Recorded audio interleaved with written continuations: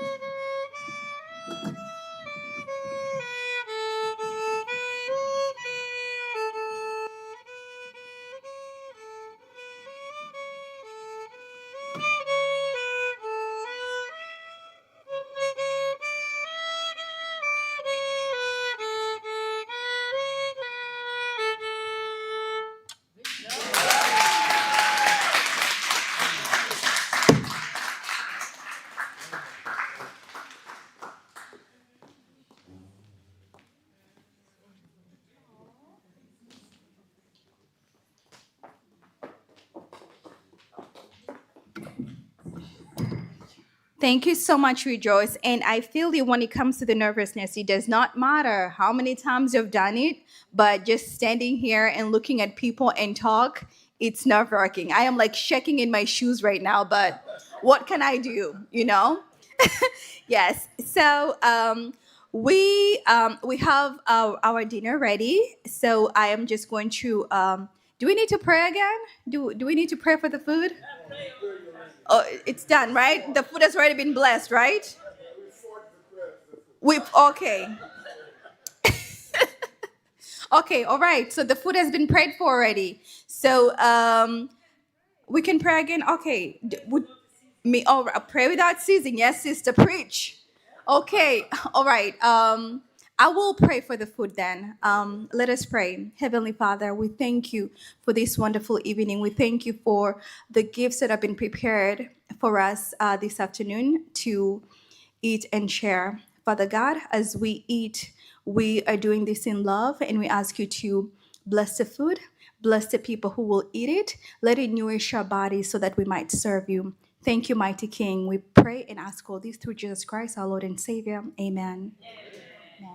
Right, so DJ, give us some music as we orchestrate the way to the food. Thank you.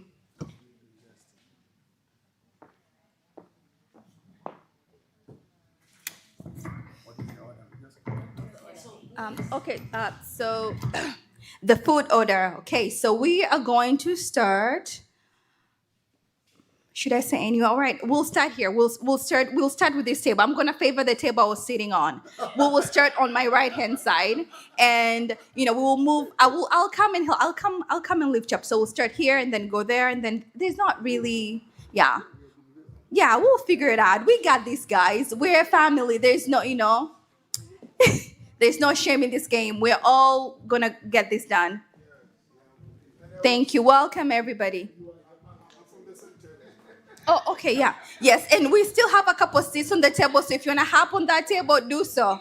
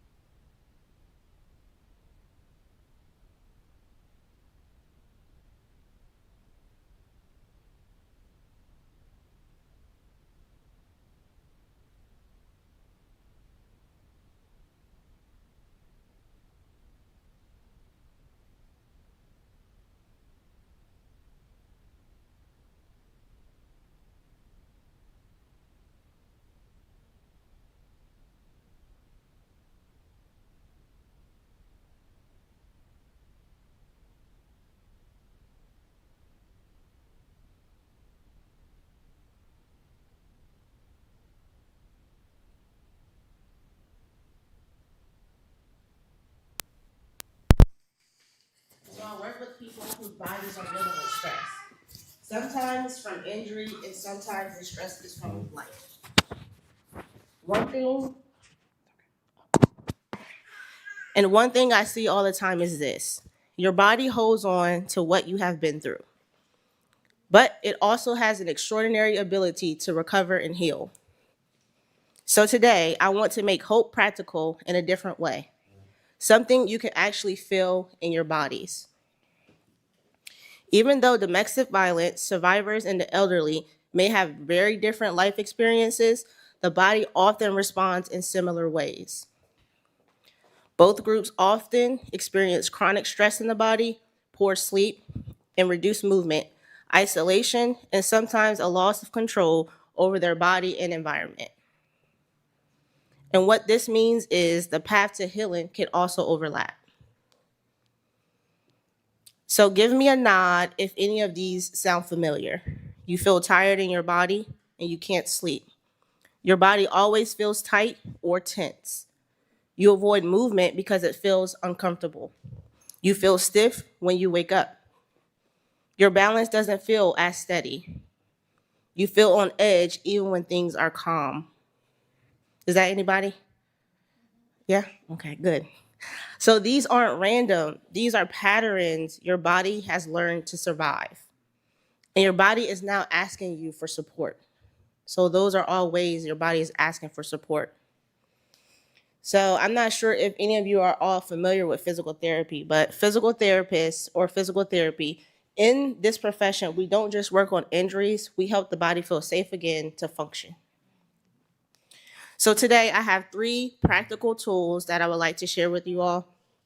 And here's number 1, breathing. It's one of the fastest ways to calm your nervous system with your breath. Inhale through your nose, and you take a longer exhale. That longer exhale tells your body when you're safe. So we're going to do a practice here. Go ahead and take a deep breath in, everybody. And hold it, hold it, hold it, hold it, and exhale slowly and long. And so when you do these things, the key is checking in with your body. You will never really know what it's doing for you if you don't start to be conscious and aware of the difference it makes. And so number 2, these are called movement snacks. These are small movements throughout your day that you use. You don't really need, I don't want to say, I did write down you don't need a workout, but that's not true. We should work out and we should exercise our bodies. But in this context, you need something consistent. So a small movement snack would look like a 5 to 10 minute walk throughout the day. It also can encompass shoulder rolls, just simply rolling your shoulders forward, rolling them backwards, neck circles, ankle circles, getting up to stand and not sitting so much. Because if you think about it, we're sitting all the time. We're sitting now, which is appropriate. We're sitting when we're driving. We're sitting when we're working at the desk all day, 8 hours, 10 hours. It's really important to make sure you guys are getting up and moving your body, even if it's for 5, 10 seconds. Small movement done daily is more powerful than doing nothing all week and then trying to do everything at once. That's how you end up with injuries a lot of times. And so number 3, you want to protect your sleep window. Give your body a predictable time to rest. Go to bed around the same time or practice dimming the lights before bed. These things teach your body when it's safe to shut down. And I have a quick question. How many of you have ever felt exhausted but still couldn't fall asleep? Anybody? See, we all have something in common. But it's not that you're necessarily doing something wrong. It's that your body is still in an alert mode. But it's our jobs to be conscious and aware and do like the small movement snacks or getting up to walk to make a difference in our bodies. But the key is you have to be conscious. If you're just moving all day, you're not taking a breath, you're never going to notice. Like a lot of times with our shoulders, our traps, these back here is our trap area. So mostly everybody in here is probably holding tension in that same area. If I were to do a test on you, you would probably test positive because we are all holding life stress tension in our trapezius muscles. So one more exercise to do for that or awareness practice would be to just simply check in with your shoulders. When you check in, you just, you're walking, whatever, and you stop for a minute and you check in with your shoulders. If they're up high, that's wrong. They should be down and back. Down and back. Now, don't just hold in that position. That gets uncomfortable, but you want a nice, comfortable position when they're down and back. Okay? So those trapezius muscles, you just want to check in throughout the day. See if they're uptight like this, make a change. Okay, so in closing, if you take anything from today, let it be this. Your body is still responding. It's still adapting. It is not too late to feel better than what you do right now. Start small. Breathe a little slower. Move a little more. And protect your rest. This is hope in real life. And remember, the body, my body, your body, it always wants to be well.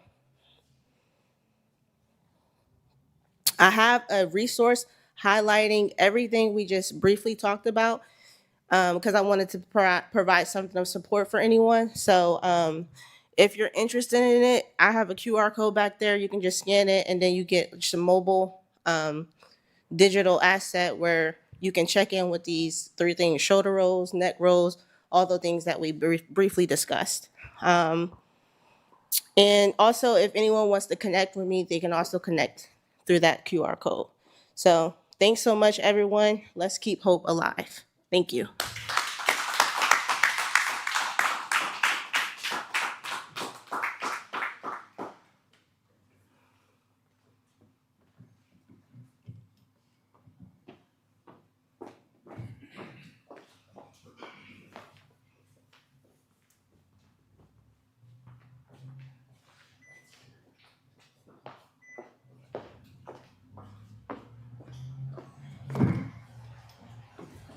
Thank you so much, Dr. Jackson. I do not want to butcher your first name, so thank you so much for reminding us that our health is our wealth and giving us those few tips to take care of ourselves daily. Thank you so much.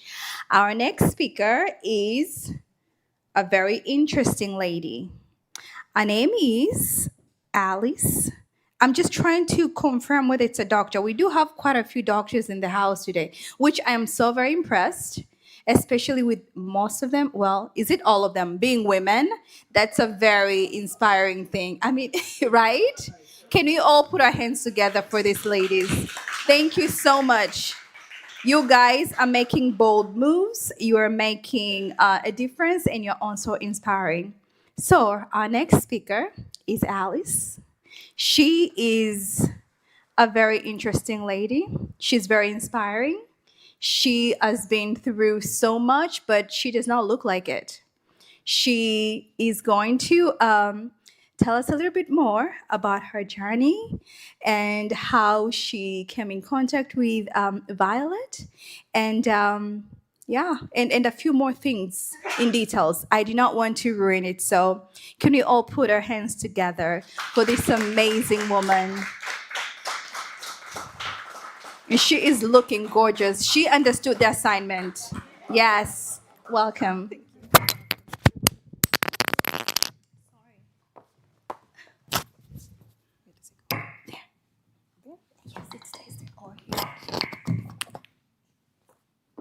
Hi, everybody.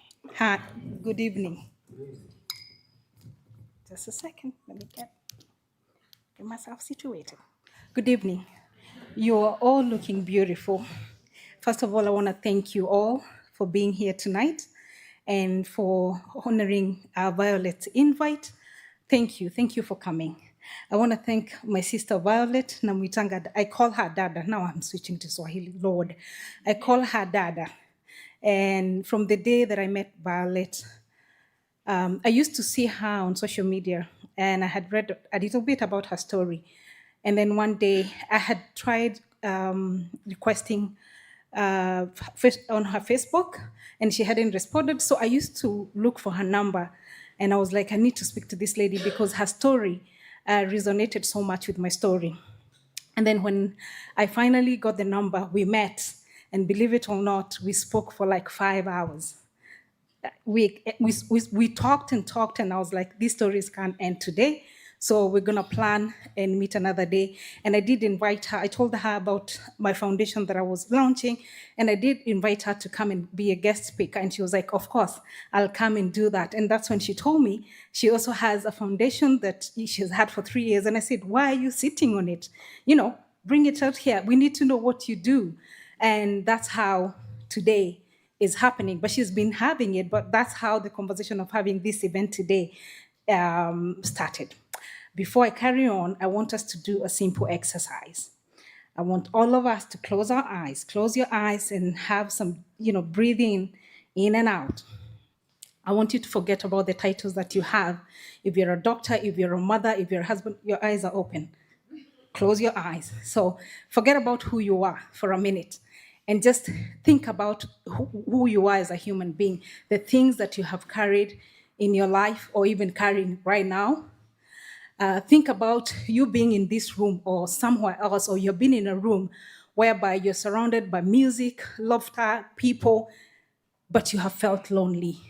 I'm that lady who at one point I would be around people, surrounded by people, but I was lonely.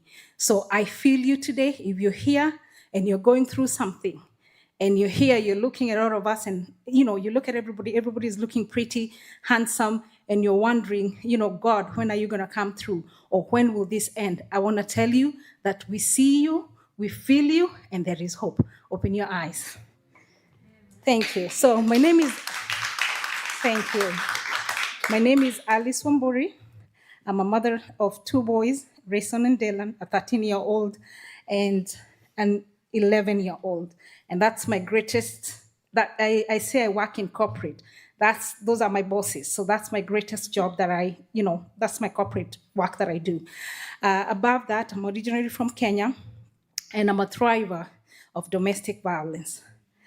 When people see me, they look at me, they like what they see today, but nobody knows the journey that this lady here looking all beautiful and smiling has been through.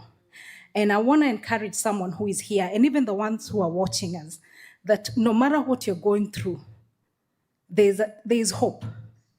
All you need to go is wake up every day and purpose to live. I grew up in a home, and I like repeating this.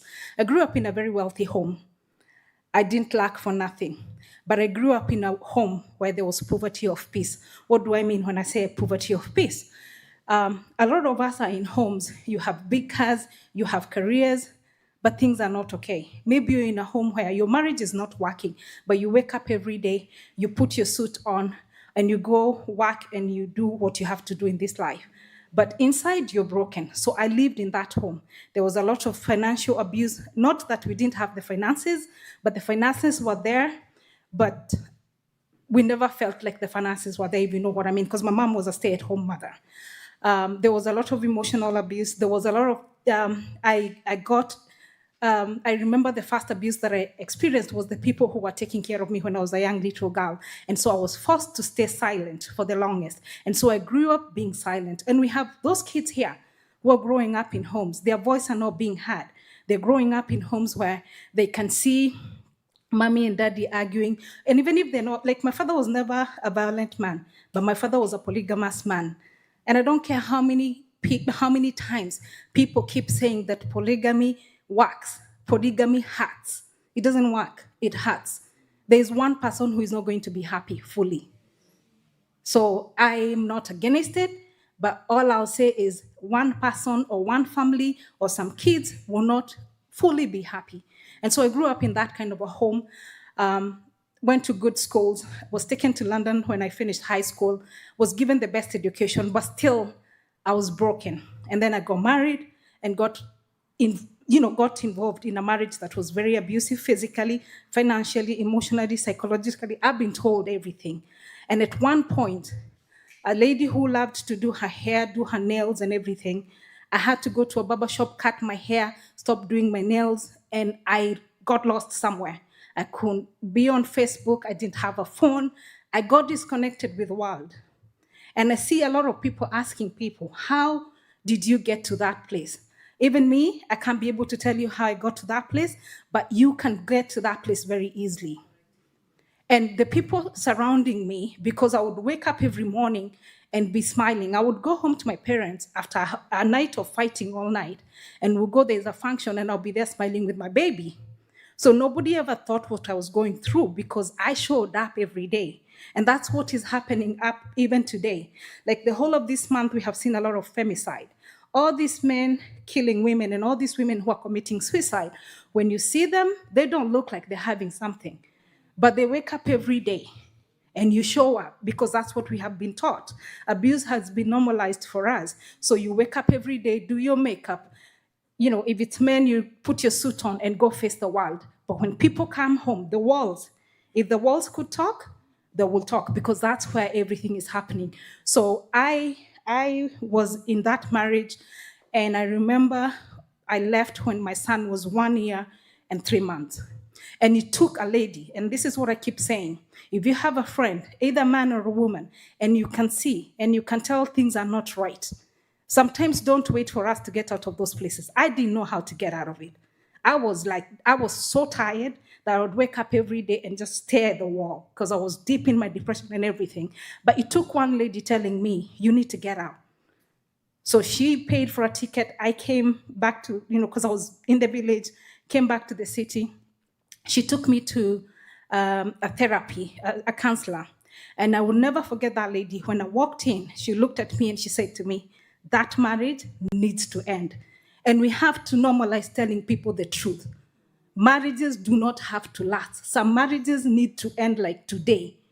She told me, you don't need to be in that marriage. And if you carry on within 6 months, you'll be buried. And she narrated to me how my funeral will be. I'll be there in a casket. My son will be there. And I was pregnant then. I was 3 months pregnant. So she was like, you'll be in the casket with your baby and your son will be there.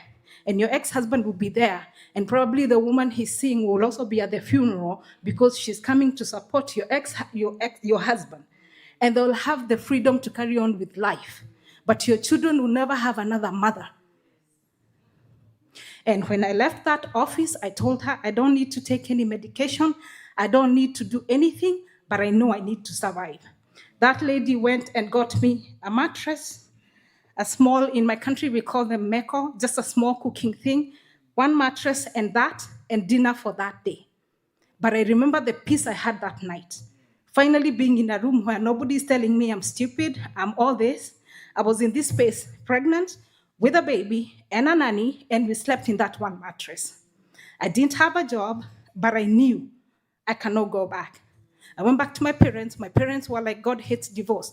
This is why you church people come in, because you keep saying God hates divorce, and it's true.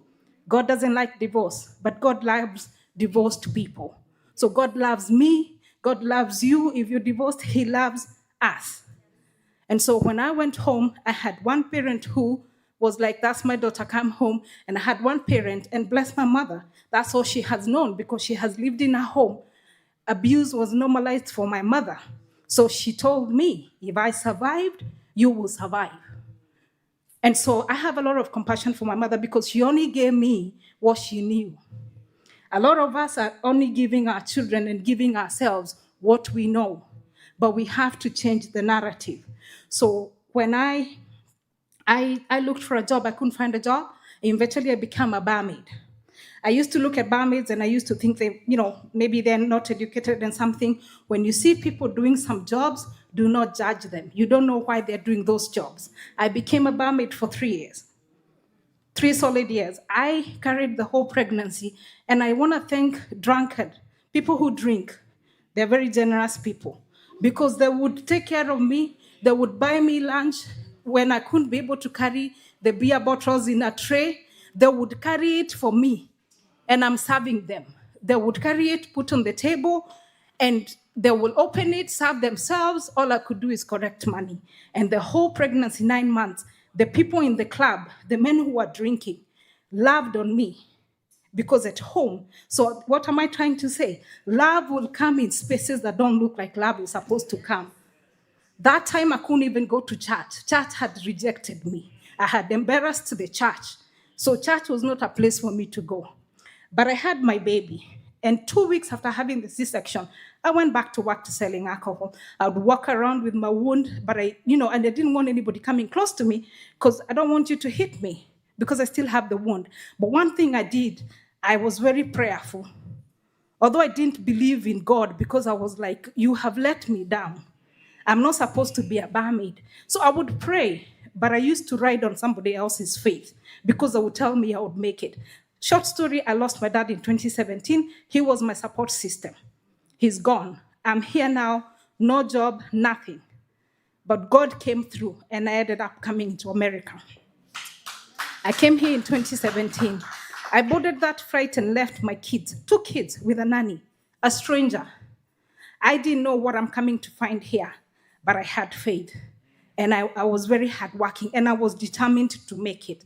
I came into this country. It wasn't easy not having my children, but I stuck at it every day. I was here for 7 years before my children were able to join me. And even before they could come, I fought an awful battle that I will not wish it on my worst enemy. And I fought it with lawyers and friends and tribes. And this is what I say: find your tribe. Find your women that you can stay in the closet with and pray. Find people because they are there. They stood with me, and 2023, my boys joined me. When my boys joined me, I used to tell God, once I'm done with this, I want to give back to the community. And that's where Blossom started. Why? Because me and my babies, we had blossomed. I started my Blossom Foundation, and that is why we are here today. When I look at Violet, she doesn't look like what she has been through. And domestic abuse is one of those topics as a society we're not willing to talk about it. Because if it doesn't happen into your home, you don't want to know what's going on. But guess what? That brother that you have and you love might be an abusive husband to someone. That sister that you really love, and she's a very good sister, she might be an abusive person to the husband. So we have to start normalizing having these conversations. If I come to you and I tell you that my marriage is having issues, I'm being battered and I'm doing, please find me a solution. There's this thing people keep saying, oh, it has to come from them for them to want to leave. Some of us, it will never come from us. We are so used to these abusive people, the trauma bonding, that you can never leave. But keep coming. Keep talking to me. Keep encouraging me.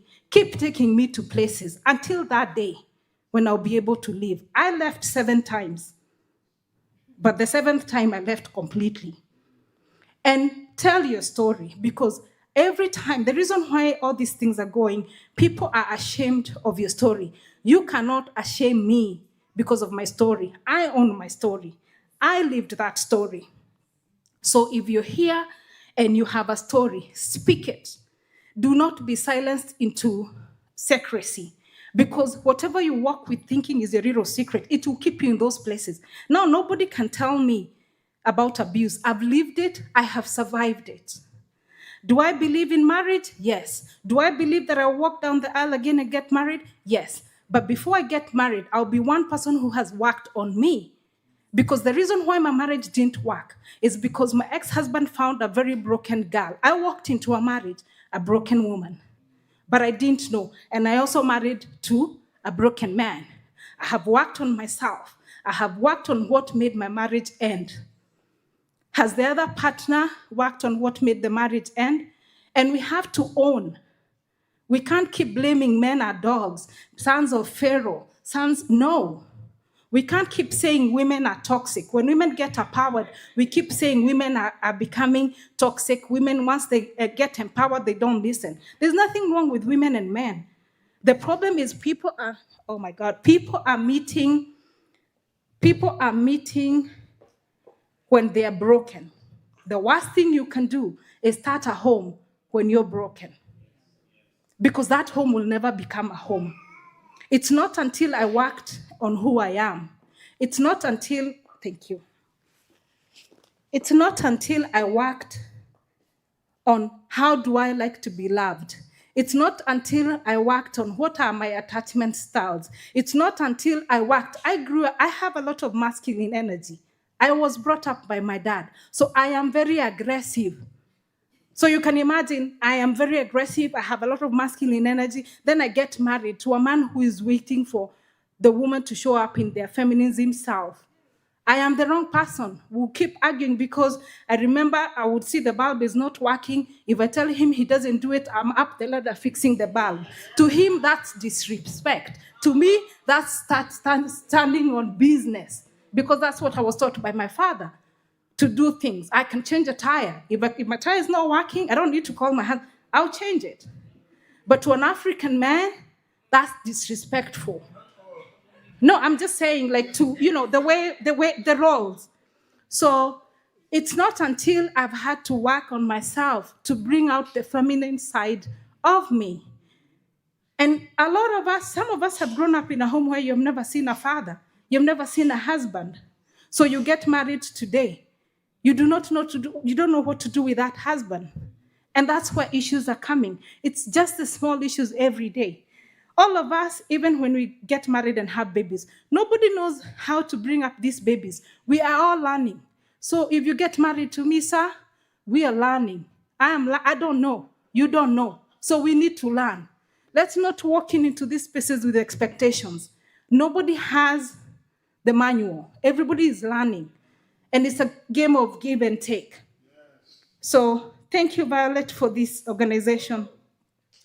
And I'm calling to a lot of you women and men, because one thing I've noticed is a lot of people have stuff in them. Everybody has something special in you that you can do. And we are all sitting on it. We're all sitting on it. Everybody's like, I don't want to be the one who started. I don't want to be the one who said. Start something. You sell chicken, be the best kitchen seller we can have.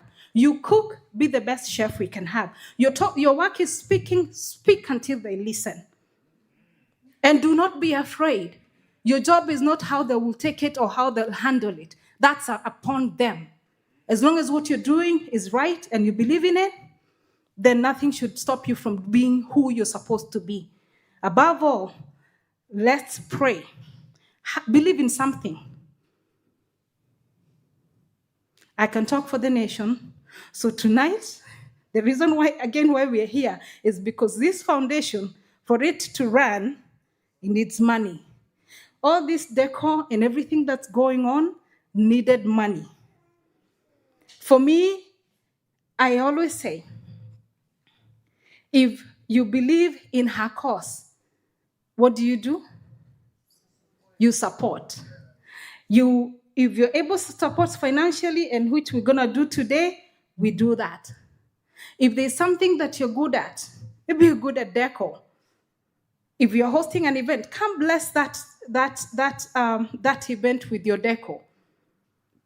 Whatever you're good at, because you're blessed with something, come give it. So tonight, I want us to bless Violet. I don't know how we're gonna do this. Come on, Violet. There are three ways. Uh-huh. One, you can just start by yourself by saying, I'm giving 20,000 to Violet, and let other people do. The next is just to scan the QR code, and she also has some stuff to sell in the house. This is a QR code. Yes, on the table, there's this paper. So what you can do, you can scan and donate and share hope. Also, there's every contribution makes a difference, or you can follow them also at Flying Angels of Hope. Our mission is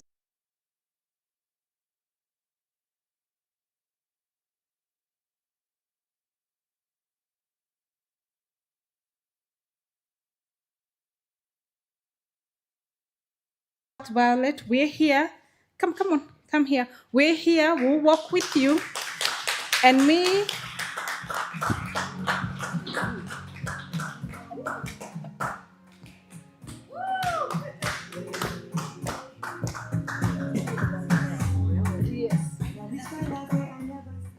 and Violet, we will be having a podcast very soon. And our podcast is going to be raw and candid. So if you're coming to listen to things from the book, that will be the wrong podcast.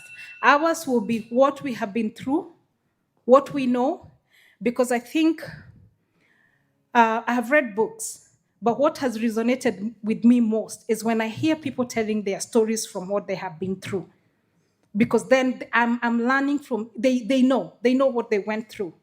So when we talk about domestic violence, we have been there, we have done that, we got a t-shirt for it. So we know. So we'll be holding a podcast, and we're asking if you have something, and I'm calling, if you're a survivor, a thriver, come, let's talk, so that someone who is still stuck in that space, who is thinking that they can never be able to leave, when they look at us, when they hear you, they know there is hope. Above all, let's normalize therapy. Let's normalize going for counseling. Let's normalize taking care of our mental health.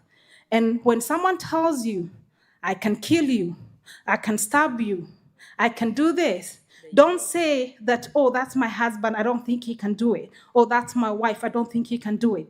Believe you me, they have thought about it, they have dreamt with it, now they're voicing it out. They're just waiting for the day when they will actually do it. If someone comes to you and tells you, this is what is going on, please cover them, because another thing that has made us not be able to leave these spaces is the stigma from the society, the stigma from friends. You're afraid people talking about your story. But guess what? I would rather they talk about it and I'm alive. They talked about it and I'm alive. And now they're not the ones who talk about it. I tell it. And I tell it from my point of truth.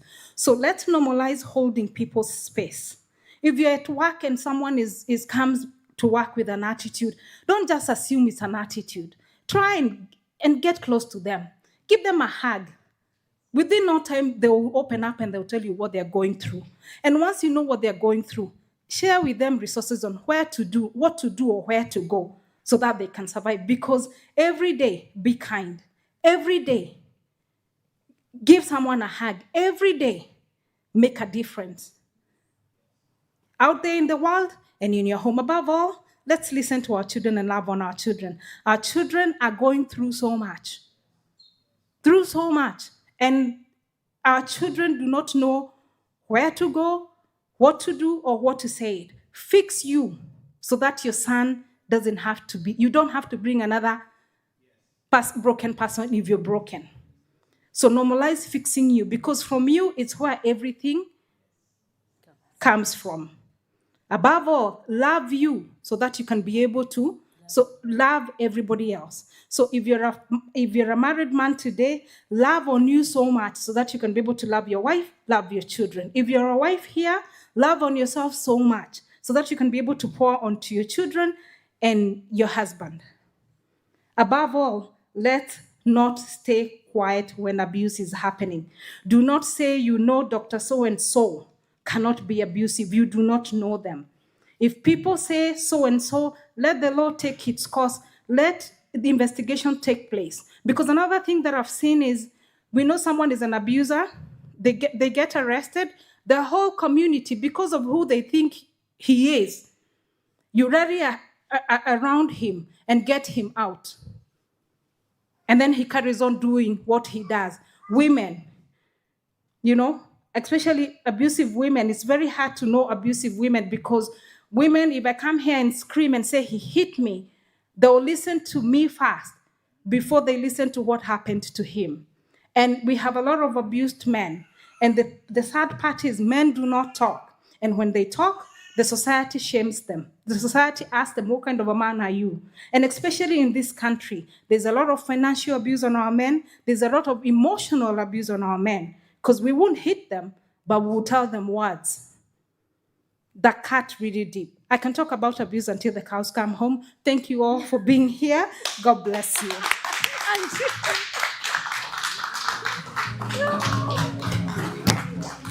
Thank you.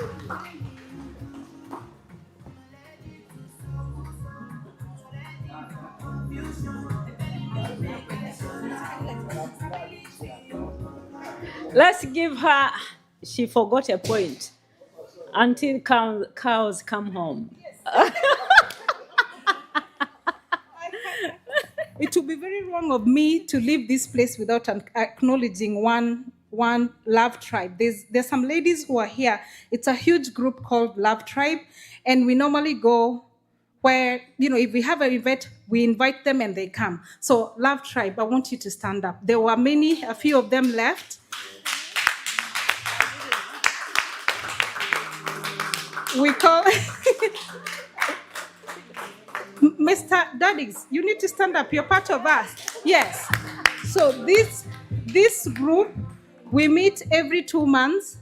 We give out some money, and we cook, and we go to one place. They host us, and that's one day that we just go and just eat and celebrate each other. And for me, that's the only one day in 2 months that I go out and come home weird hours in the morning, and I'm very happy.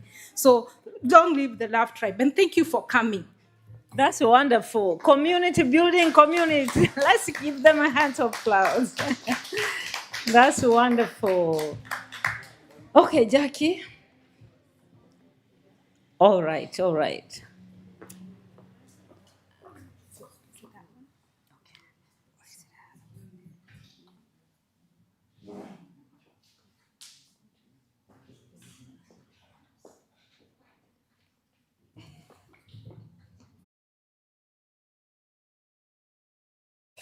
Before we go very far, and I want to appreciate everything. I'm not MC, but Fia. We have my daughter, her name is Abigail, was supposed to be here and deliver a poetry, but she's not here. She's not feeling well. So I'm gonna give Fia, Azariah, will you give Fia a poetry? Yeah. She's a mother. She's my friend. She's a mother. She makes sure things are happening. Yeah. If you will hear anything from a poetry is because of Edora is saying something about the journey. Welcome. Yeah. Thank you so much. I'm so blessed to be here. I feel underdressed, but that's all right. We're a community. But I am so honored. I'm looking at the poetry and I'm already like feeling it. There's like a heartbeat to this. It's not just a poem, but it's a meaningful poem that I am sure it was written from the heart. And so let's begin. A miracle called hope. There was a time when all was lost, when fear was loud and shadows crossed. But even in the darkest night, God held us close and gave us light. A mother's heart, so strong and so true, fought every battle just to bring us to you.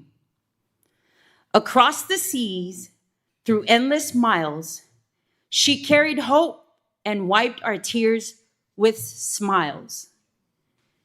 He sent his people one by one to stand with us, to help, to run.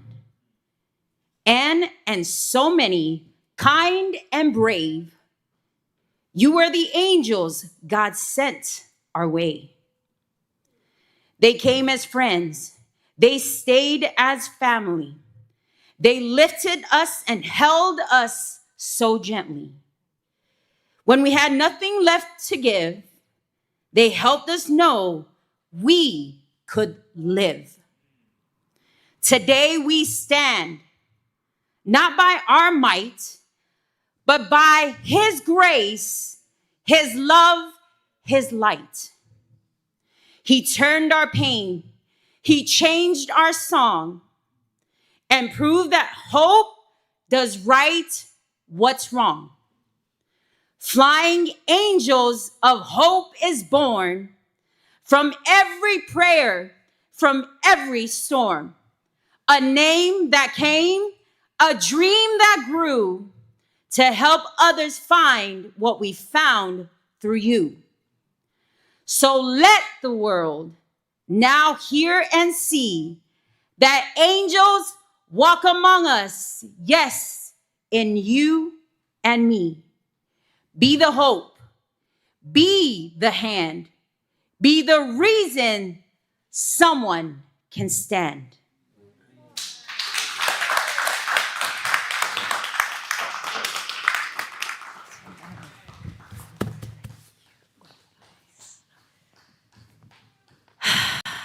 It gives goosebumps.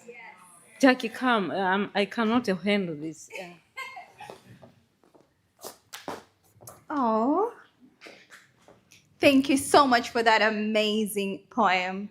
Thank you so much, Violet. I believe this was written by your daughter. That shows the type of human beings you're raising. For them to be able to pour out such amazing words, it tells a story of what an amazing mother you are. And you're doing a great job. You're raising children that will make a difference in this world. Kudos to you, Mama. And thank you so much for our narrator. That poem was powerful. It touched us. Yes, you awakened something in us. Thank you. Right, so as told, we are here to help Violet make a difference. We're here to support this amazing cause. So please scan that QR code. I know gas is expensive, groceries are up there, but we can always share something, okay? It's $1 might look small, but it's something and it can make a difference in someone's life. A mother stranded who cannot go to work because she has a flat tire, or she needs something to just let her pass by, get through winter, or get something, get maybe some clothes for her child to be able to look okay, no more at school, just something, anything is helpful. So there is nothing that is too little. When you give with all your heart, God finds a way of blessing it and making and making it abundant and making it a difference. So do not hesitate to give, whether there's nothing too small, whether it's $1, whether it's $10,000, whether it's $50,000, we're accepting it all. We also have books that I believe it's a book that Violet has written with other authors, and it's not out there yet. So we will be the first people to have the privilege of seeing and reading that book. And I will welcome Violet to give us a little bit more information on that one. But I believe for any donation, you can grab the book, and all those funds will be used towards this amazing cause. We also have a few other things that we will be displaying that you can. Oh, we have flowers, I see. Yeah, I know the flowers are not going to last until Mother's Day, but I'm just trying to think of how we can budget this, okay? But yes, whether it's flowers, you can give it to someone. I don't know, anyone. I love flowers. You can give them to me. I don't mind. Anything, or a friend sitting next to you.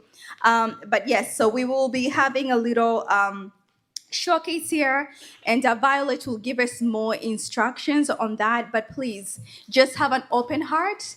Just think big. Do not think of how small, or do not get too much in your head. Just give with all your heart and think of all those people that all you're doing today will bless them. Violet, DJ, we can have them. Thank you. Okay. Okay. So Violet, welcome. Thank you. Thank you so much. I know the time is already out of our hands. I welcome Azariah, come here and rejoice.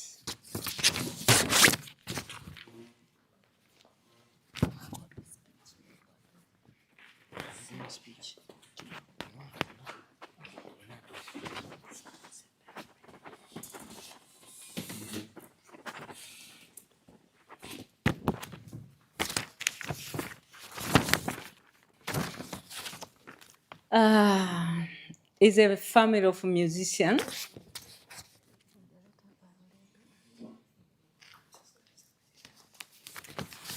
Before I'm giving a speech, my son will be playing a guitar, and there are some words I have to share, especially for those who have undergone domestic violence. If we are not aware, hope meaning hold on, pain ends. Hold on, pain ends, no matter what. When you try to wrap up your head, still you still get lost. Just remember, you are unique and precious. When hope calls your name, just say with me, one more time, one more time. I need a divine touch, one more time. This is a song I composed when I was in school, when I was a teenager. One more time. And this reminds me, domestic violence is not only about therapy. There are something only God can do. We cannot deny there is a higher power more than human power. Like for me, having my children back in this soil, United States of America, is a miracle of no human being could do. God is above, beyond everything. No migration, no what, nothing will stop miracles from God. So we're gonna sing one stanza and the chorus one more time. Zariah, do we have? I can see.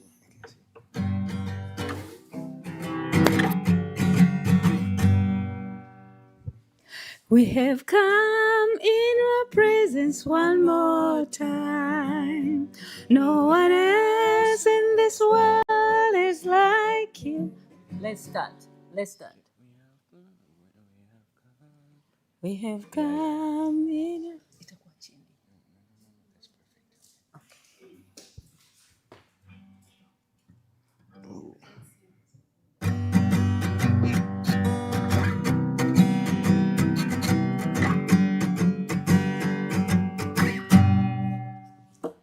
We have come in your presence one more time. No one else in this world is like you. Lord, you're worthy to receive honor and glory. Lord, I need your divine touch one more time. One more time, one more time. Lord, I need your divine touch one more time. One more time, one more time. Lord, we need your divine touch one more time. No place to lay our heavy burdens. No one on earth can give us peace. As we walk in this world, precious Jesus, Lord, I need your divine touch one more time. One more time, one more time. Lord, I need your divine touch one more time. One more time, one more time. Lord, I need your divine touch one more time. Lord, I need your divine touch one more time.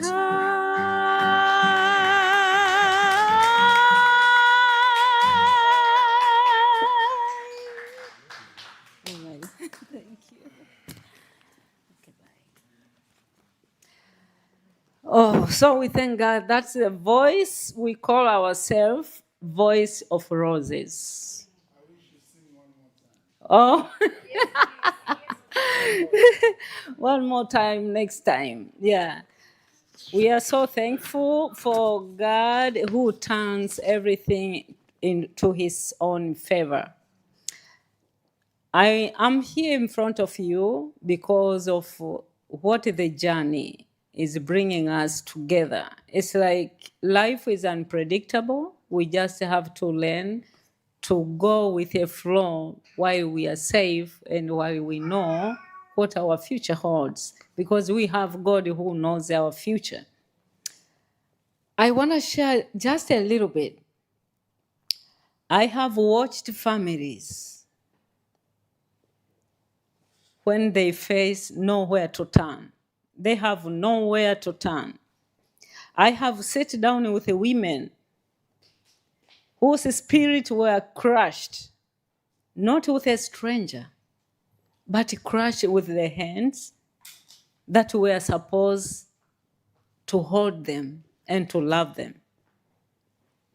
I have watched women who gave their all to keep their marriage, to turn, things were turning against their will. I have also watched men who suffered in the hands of women who they exchange vows like they will be together for the rest of their life. That's what we call domestic violence. When you are dating, when you are in a relationship, you never know anything coming. But that is a journey. Journey, it is a paradox, but God knows why He's allowing those stuff to happen. And also, I have looked into the eye of elders, seniors, who gave their whole life to their families, who devoted their lives to save nation, who devoted their lives to make things happen in this world. But when the sun goes down, they find themselves alone and lonely. Pick Up Roses is a program under my home care agents, which goes beyond activities of daily living. That's why I have these flowers in front of me. Roses, you can see, you will never have a rose without thorns, right? That's life. You cannot, since you are born, you are just a happy camper since you are born until you die. That is not life. Even the beauty of life cannot be there. And if you see roses, there is a lot of colors: white, yellow, pink, red is common. But the knowledge behind these flowers, it's like these thorns, it's like I feel lonely, nobody loves me, I'm anxious, I forgot stuff. All those are the thorns. But we are here to flip the script. Like, no matter what is happening in life, focus on what works. Focus on your life. Focus on positivity. It might be, it is not easy, but it's doable and it pays a lot. Like, even if everybody have both sides, good and bad. So for you to embrace, even in domestic violence, many people, they stay, they assume the thorns will go away and they don't. But for now, end of my speech, I'm saying about elders. There are elders who are vulnerable. They just need something to boost them, but they cannot support themselves. We are here to support them. And not only that, like, what is happening? He didn't do saving or whatever, but as a human being, everybody's different, and we are here. Like, don't concentrate on the thorns, concentrate on the beauty of the flower.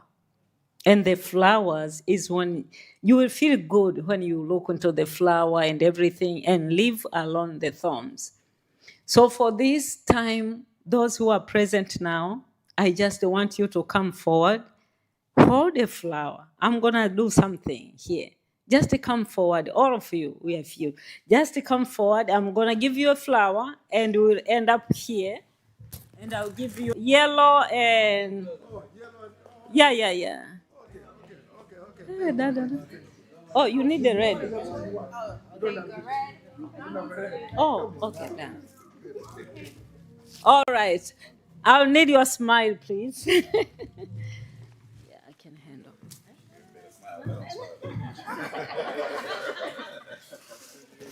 All right. Are you okay if you can come this way a little bit? Closer, a little closer. Uh-huh. Thank you. All right. You can see everybody? All right. So life is about both sides.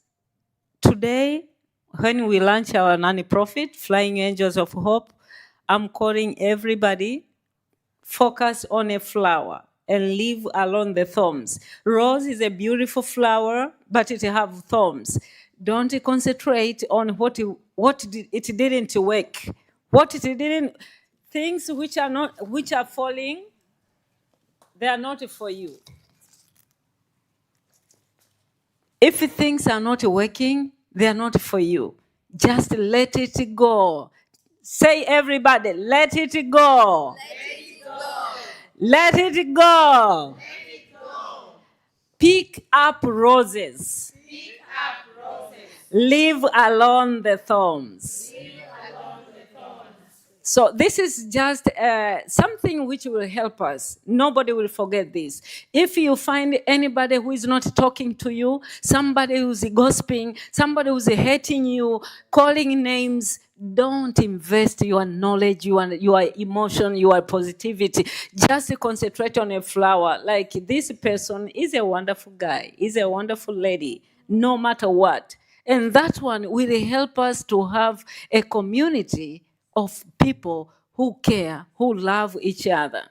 So no matter the relationship, no matter which stage of life you are, I take this for seniors because they feel weak, they forget stuff, they fall, all those things are thorns. But at the end, these people, they live the life. They are blessing to each one of us. So as we launch our non-profit today, we remember Rose is a wonderful flower. We concentrate on the top part of a flower, which gives us energy and a smile, and leave alone the thorns.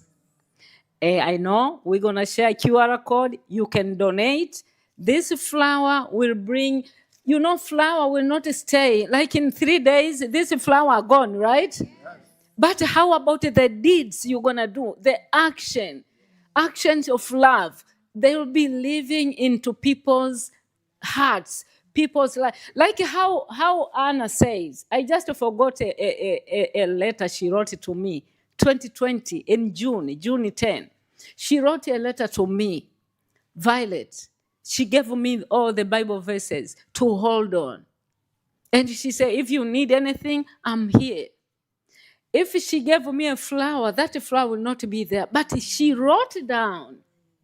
And guess what? I have that letter on the wall in my house. Because deeds never die.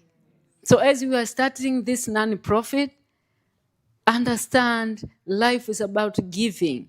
Life of giving never go with sadness. And after saying that, I'm going to give you a book. And when you go home, read it. There are other people. This is my book. I wrote it from the story of my life on how to be positive. How to look beyond fear when the sky is collapsing. That is the title of a book. So it means even in your life, you can be happy. My speech is just around these things I'm talking now. You have to have those 12 mindsets, being unstoppable, being unmovable, being unshakable, unmoved, untwisted, unstirred. You are just there. People, they try the life and everything, they try to shake you, be unshakable. But my dear friends, it comes from within. Anything comes from without, it will never stay. So, but anything comes from within. So this book, we're gonna go with it. I'm gonna sign, and you give a friend who is feeling sad or during any challenges, just hold this book. How to look beyond fear when your sky is collapsing. You see the sky is beautiful outside, but something may happen. And when it is summer, other people, it is winter into their personal life. So we are here to support each other. And let me give you books so that we may have a picture together. Yeah. You can give a friend, just have a book.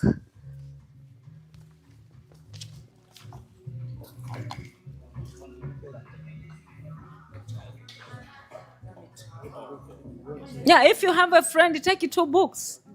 Yep. Yeah, take 2. I have extras. Okay.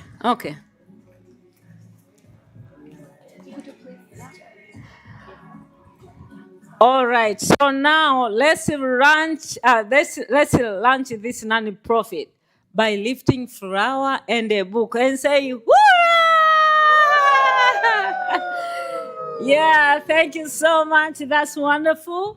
Thank you so much. You can go back and I'll sign books before you go. And I love you too. Thank you. Karibu. Jackie, unaweza kuita mtu yoyote akaomba, afu mimi nitakuwa na sign vitabu. Okay. Ulinunua? Ulileta? Iko wapi?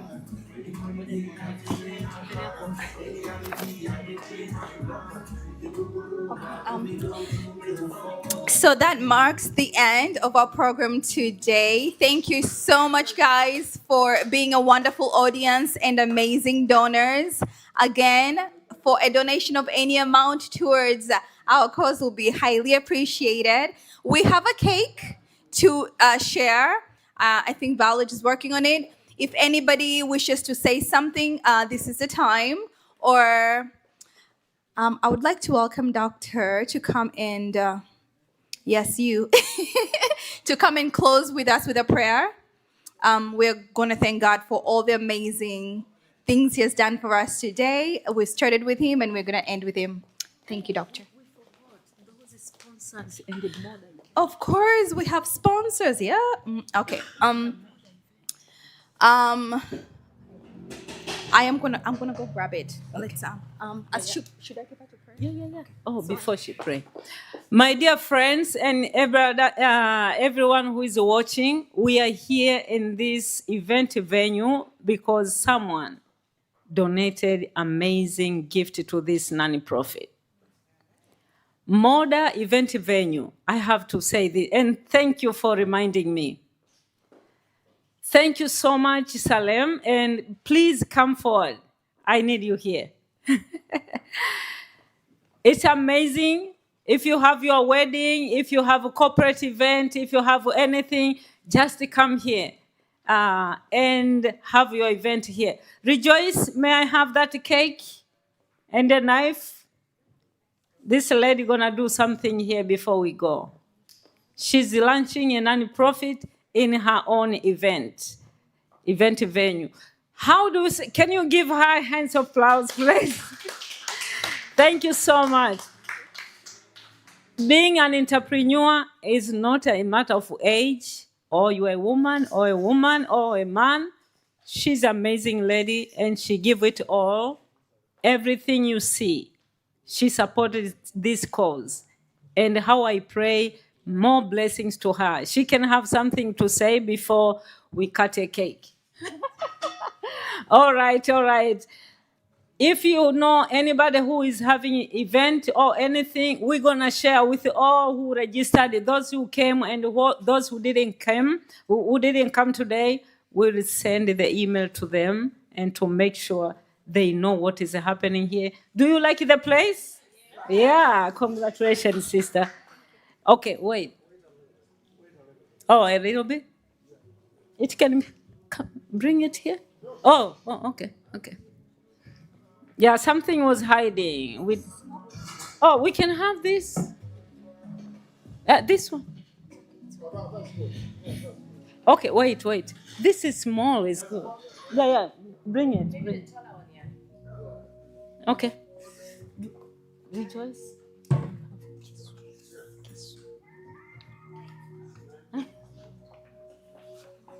Yeah, put it in.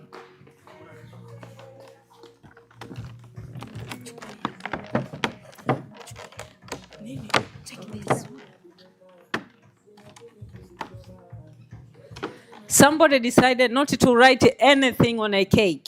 It's a white thing, and the event venue is white. Everything is white, and that's how we are with me that I can do something big in your event. So this is a sign of appreciation. I know I will send appreciation, but this is just a sign of saying thank you, Asante in Swahili, for your donation. Oh, that's good. Thank you so much. My sister will pray, and we're going to have this as we go. We can be talking as we go. Pray. Let's stand up, please. Let us pray. Father God in heaven, we thank you, Lord, for this wonderful time you gave us to come and learn and to have an experience of what these great women are doing. Thank you, oh Lord, for this time we have gathered with them. Bless their organization. Bless their mouths they are talking to the people. Bless those families they are helping, oh Lord. There's nothing we can do without you. Be with us as we be leaving this place, Heavenly Father. Guide us and let us drive safely back to our homes. In Jesus' name I pray. Amen. Amen. Thank you. Can I have David here? David and Alice. Let's have a picture. Let's have a picture together.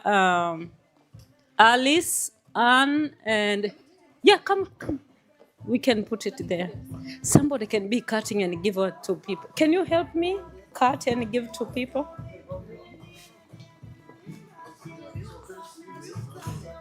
Yeah, let me hide it.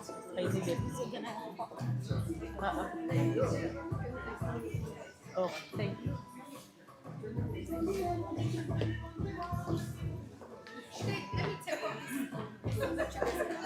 Yeah, we just have a picture of together here.